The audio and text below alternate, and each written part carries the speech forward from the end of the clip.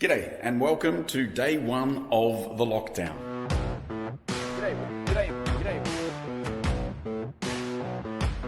Limited lockdown here in Malaysia. We're basically on what they call a movement control order, which means we are free to move about a little bit, but most of the places are closed. Non-essential businesses and services are all closed. You can't go to parks, malls, shops, restaurants, that kind of stuff.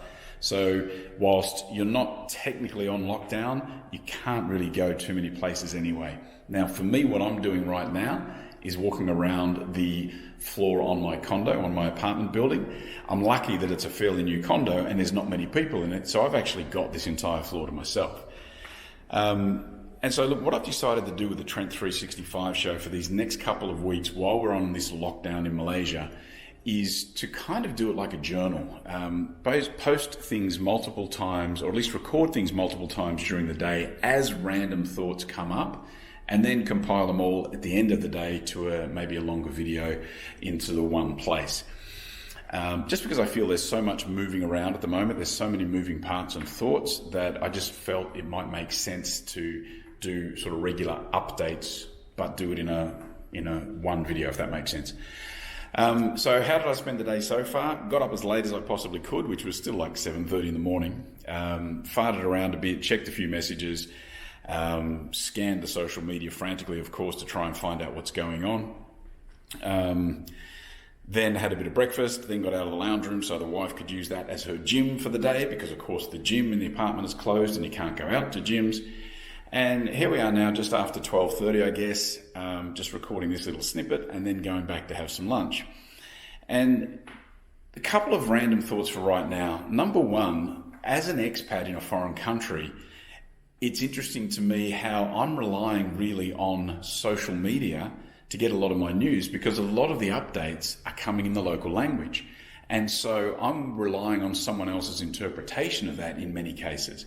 So in this environment, people like me are really susceptible to this fake news thing. So we have to try even harder than maybe everybody else to double check the facts, to find out what's really happening, and to Google and to double check and search as much as we can. The other thing that's really hit me is the idea that a lot of people are saying, the communities need to be responsible, countries need to be responsible, governments can't overreact and lock people down. It's up to the countries to look after themselves and the people to look after themselves. Yes, it is. When I say look after themselves, do the right thing and be responsible and social distance and all that stuff. Totally agree with that. But the reality is that's not the way most people live. And I think a lot of people still aren't ready to take this as seriously as maybe it needs to be taken. So I think for many countries, and certainly here in Malaysia, even looking out my window just now, I could see the amount of cars on the road. Those people are not all coming to work in essential services. Not all those people at all. So a lot of those people have just decided they're going to move around no matter what. There's still a hell of a lot less than normal, but there's still a lot of people out there that probably could be on lockdown but have decided not to.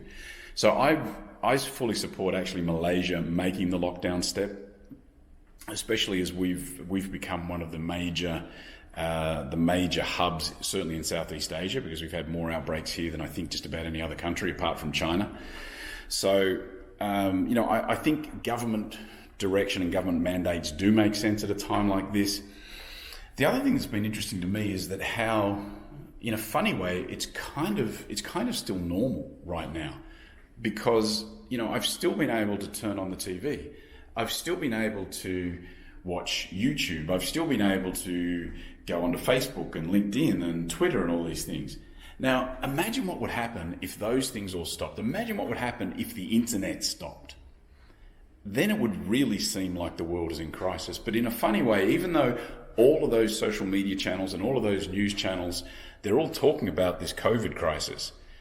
In a funny way, there's a sense of comfort in that. And it's interesting how much I think we rely on that comfort when it comes to a time of crisis like this. So look, that's about it for right now. Going to go and have some lunch. I think we'll be back throughout the day with various updates. And then, of course, I will post that all at the end of the day. Now, hang on, there's a notice here. What's all this saying? Oh, this is just telling me all the things that are closed in my apartment, which is the gym, the lounge, maintenance services, housekeeping, all those kind of services. So yeah, it's a limited lockdown. It's a movement control order here in Malaysia. That's it for today. I'll be back later on with a bit of an update. Hope you're all staying safe. Bye for now.